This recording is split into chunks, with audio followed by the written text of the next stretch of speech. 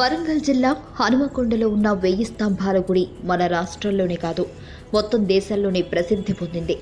ఆలయ ప్రాంగణంలో అడుగు పెట్టగానే మహా ఉద్వేగానికి లోనవుతాం. సోపానాల దగ్గర నుండి గొడవల వరకు దేన్ని చూసినా ప్రాణం లేచొస్తుంది. కూడ్యాల మీద తీర్చిదిద్దిన శిల్పాలు దివ్యలోకంలో అడుగుపెట్టిన భావన కలిగిస్తాయి. ఇది చాలా పురాతనమైన గుడి. దీన్ని 12వ శతాబ్దంలో కాకతీయ రాజు రుద్రమదేవుడు నిర్మించాడు. కాకతీయులు అనంతర రాజులు ఈ ఆలయానికి వచ్చి నమస్కరించుకుని సేద తీరేవారని చెప్పే కథనాలు ప్రచారంలో ఉన్నాయి. పేరులోనే స్పష్టమవుతున్నట్లు ఇది 1000 స్తంభాలతో నిర్మితమైన దేవాలయం. అయితే 1000 స్తంభాలను గణించడం కష్టమైన పనే.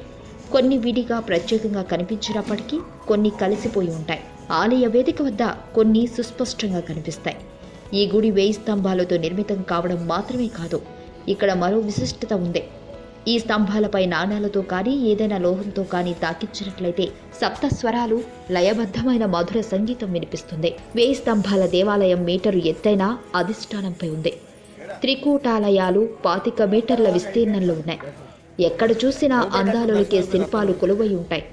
దక్షిణాన ఎత్తైన ద్వారశాల, 1000 స్తంభాల మండపంలో ఎత్తైన పీఠం మీద నందీశ్వరుడు కాకతీయుల శిల్పకళకు ప్రతీకలుగా నిలిచాయి. 1000 స్తంభాల గుడి త్రికూటాత్మకంగా ఉంటుంది. ఒక కూటంలో శివుడు, ఇంకో కూటంలో విష్ణుమూర్తి, మరో కూటంలో సూర్య భగవానుడు కొలువై ఉంటారు.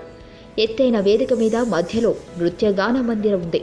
పూర్వం ఈ నృత్య మందిరం గాయని గాయకుల పాటలతో, నర్తకీమణుల నృత్యాలతో అలరారేదని